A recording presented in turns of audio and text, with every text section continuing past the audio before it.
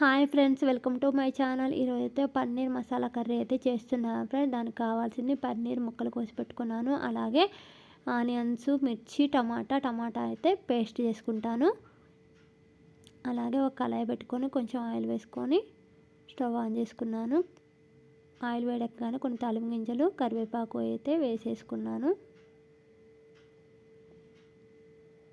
అలాగే మిర్చి, ఆనియన్స్ కూడా వేసేసుకోండి.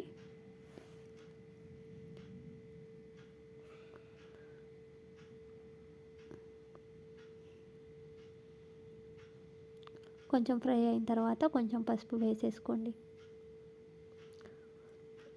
ఓ పక్కనైతే నేనైతే పన్నీర్ని కొంచెం ఫ్రై చేసుకున్నాను.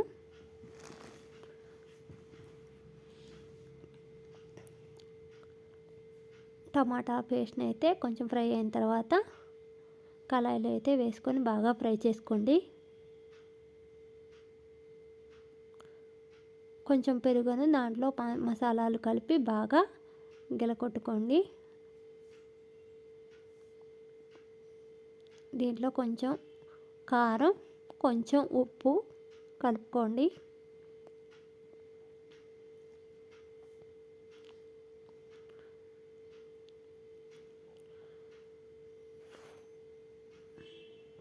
మనం పెరుగు మసాలా వాటర్ని అయితే దీంట్లో పోసేసుకొని బాగా ఫ్రై చేసుకోండి.